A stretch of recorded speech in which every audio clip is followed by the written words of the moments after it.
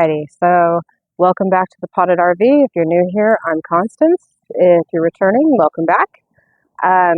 Today's video is something I'm really excited about. I came across some Cassandras, and it's a daisy that's fairly common. I don't do a whole lot of non-edible plants, but mostly because I don't have the space.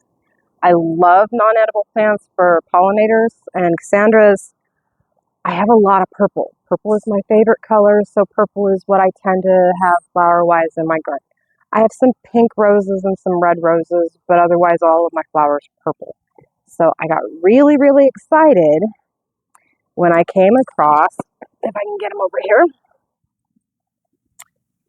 the Cassandras and what I think is a red daisy. It needs to be watered. These are not in my,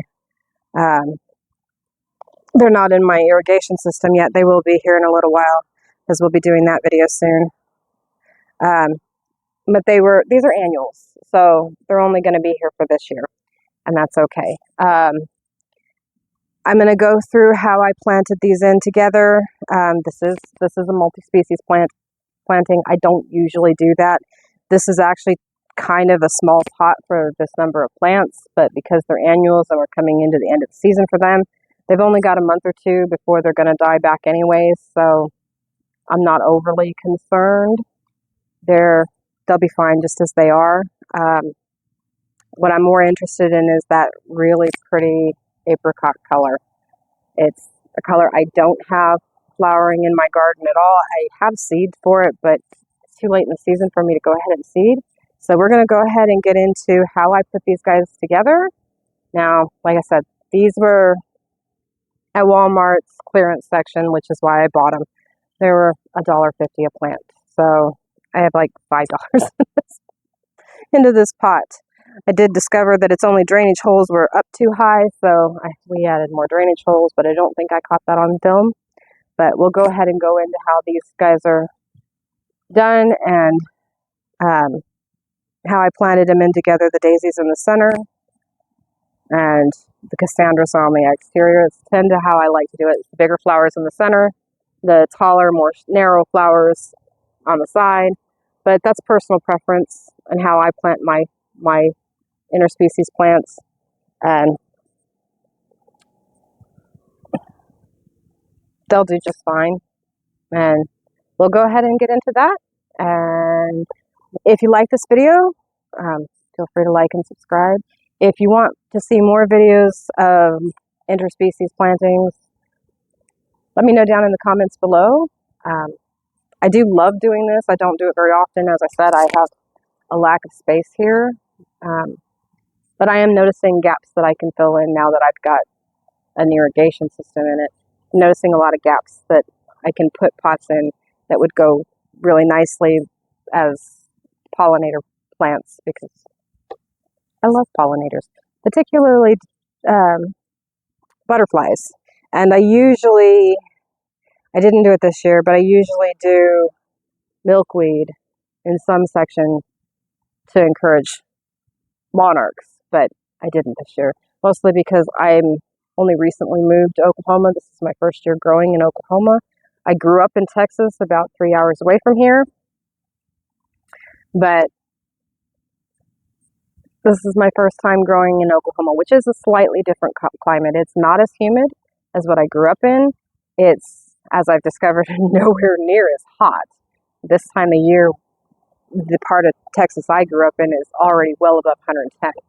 We haven't seen 100 degrees yet. So that's a very new thing for me. Even in Arizona right now, it's blistering hot. It's humid here, which feels hot to me, but it's not really that hot. It's about 98, which to most people in the country, that's pretty hot. Here it really isn't. So I'm still looking at first frost dates. It looks like our first frost dates are at the end of October, into November. So I have still pretty good ways to go. So I'm pretty happy about that. And that means I have some room to be able to do pollinator plants. So if you want let me know in the comments, and I'll do some more of this type.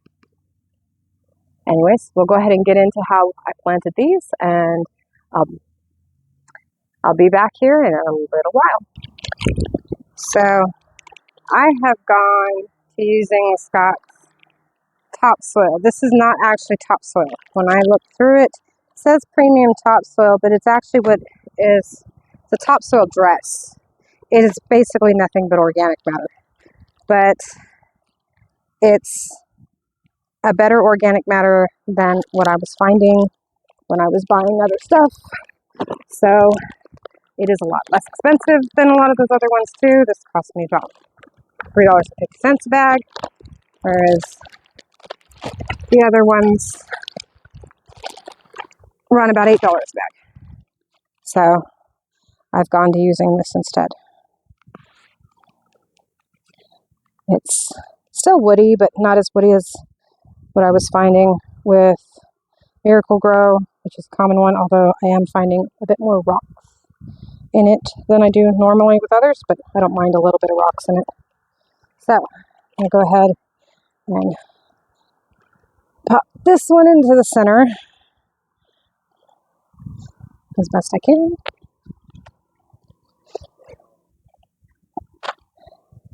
And yeah, that's not going to be deep enough, so let's take the pot it was in and take the excess soil out.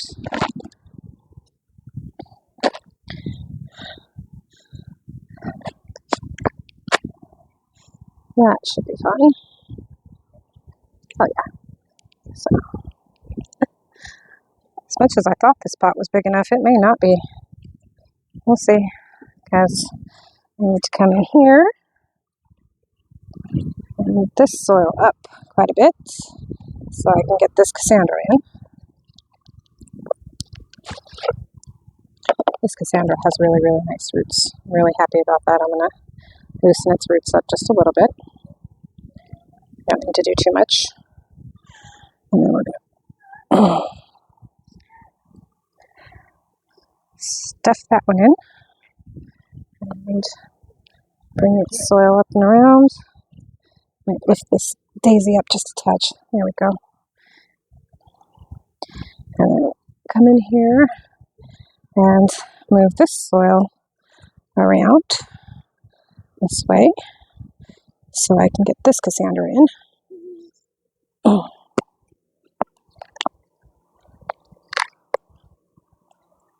And again, this one has really nice roots too. So I'm going to loosen its roots up just a touch. And then drop it. And that one's not quite deep enough. So pick soil up. And again, these are annuals, so they're not going to be a part of my permanent garden because, well, they only live a year. But they'll be a pretty,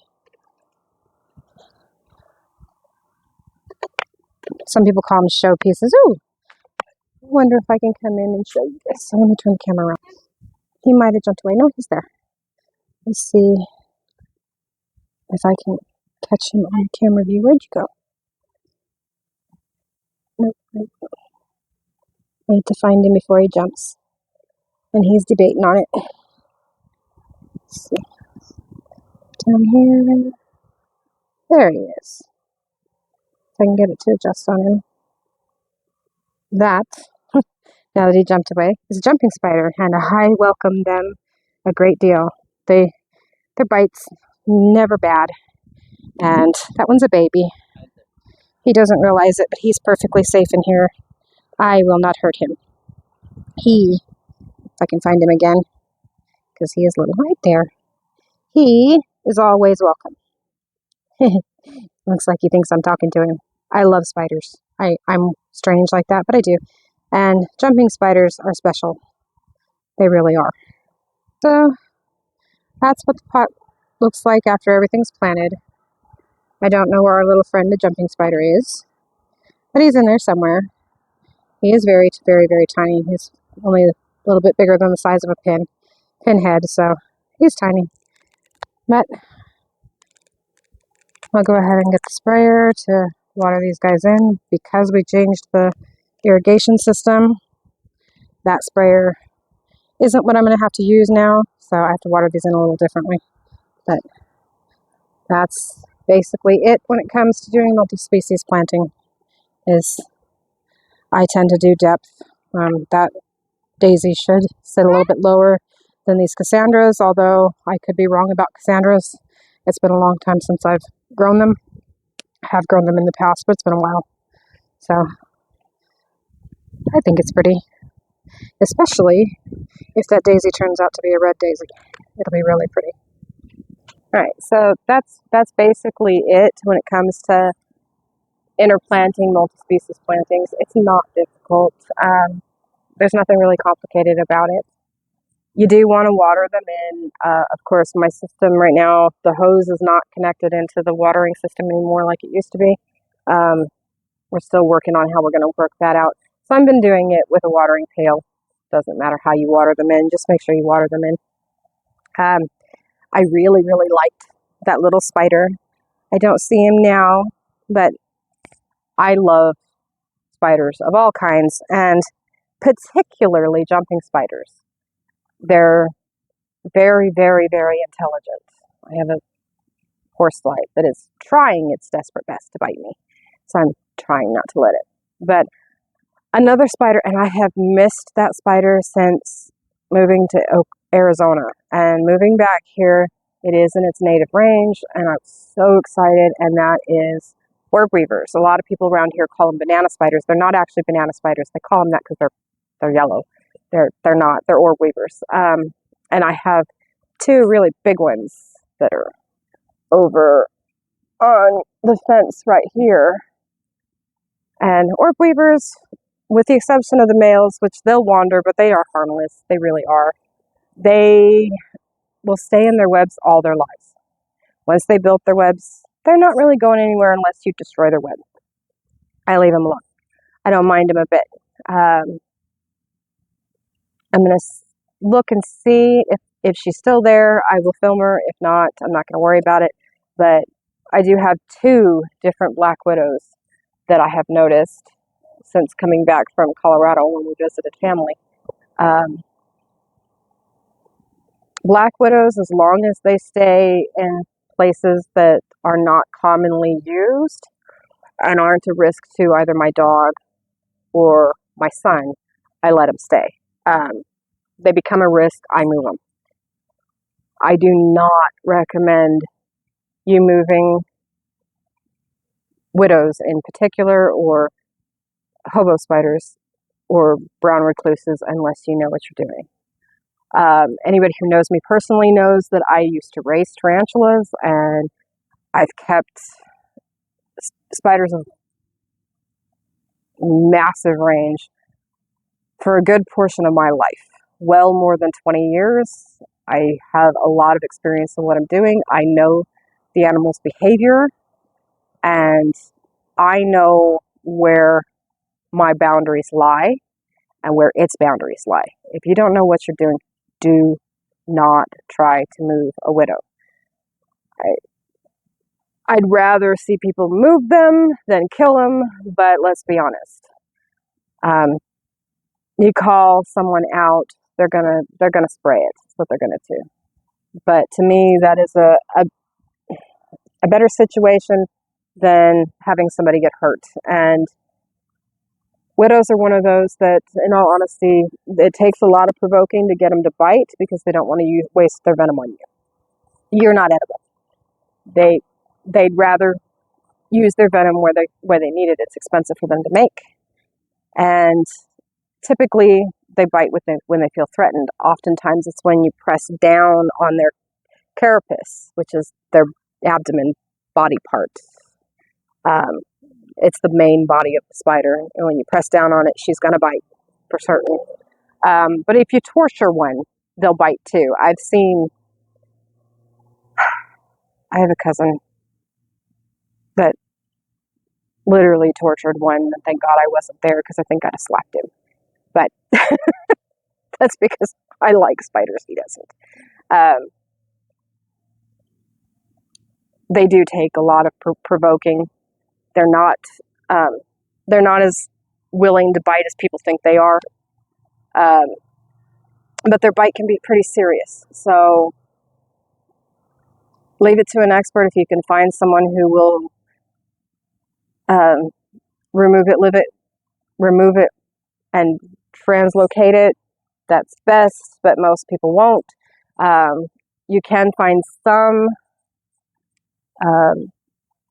in some places you can find keepers, spider keepers. If you go onto a spider keepers group, you can sometimes find them there that milk them for research purposes, and they'll come and collect them sometimes.